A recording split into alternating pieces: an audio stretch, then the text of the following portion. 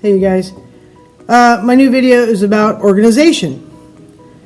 We can all stand to be a little more organized, but let me tell you, as a middle school student, if you can develop good organizational habits now that you can take with you into high school, college, and beyond, life's going to be a lot easier.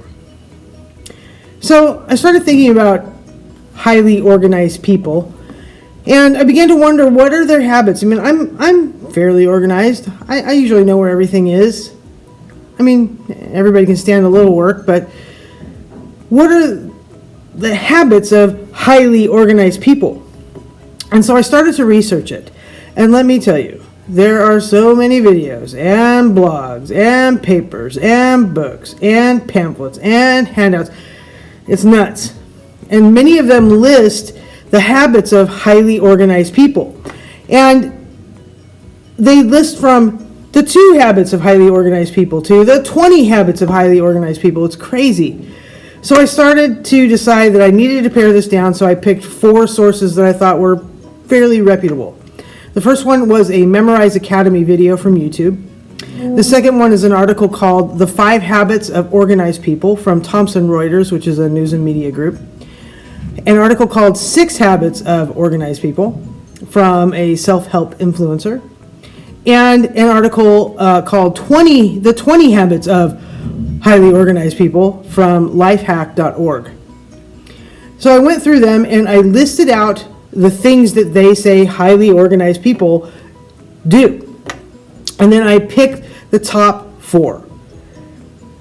The top 4 things that highly organized people do are these things. 1, develop routines. 2, have a place for everything. 3, deal with your stuff now, not later. And 4, toss things daily. So let's talk about these things. First, develop routines.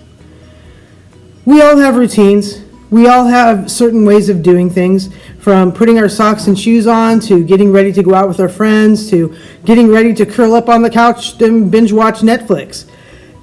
We all have certain things we like to do in order to feel like we've completed whatever task or event that we have coming up. This is what we want to create for schoolwork.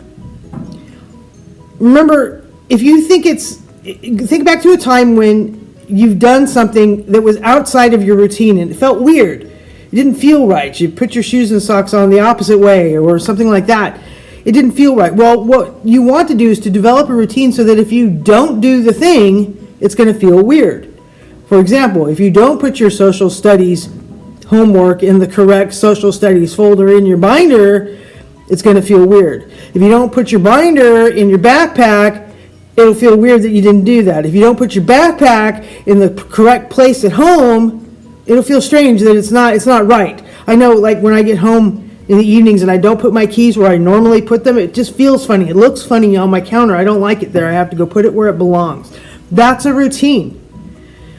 The more routines you create, the easier it is to maintain those routines. Now, some routines you just can't keep every day. This happens. Sometimes my keys don't end up on the hook. They end up on the kitchen counter. These things happen. But if we try to do it every day, to create the habit, to create the routine of coming home, putting the backpack down in the right place, putting the homework away, doing the homework on time, and set all this stuff as a routine, it will become much easier to do. Next, the second thing, have a place for everything. Now, we've talked about in a past video to have a dedicated study space, and I still stand by that.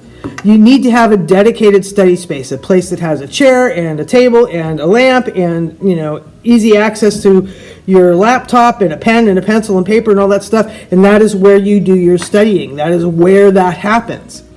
Well, if you have a place for everything in that place, or any place really, then this helps create the routine. If you put your social studies homework away in the correct folder, that is where that belongs. That is the place for everything. And that folder goes in your binder. That is its place for that is its place to go. And the binder goes in your backpack. And the backpack goes in the corner of your bedroom before, right next to the door before you leave.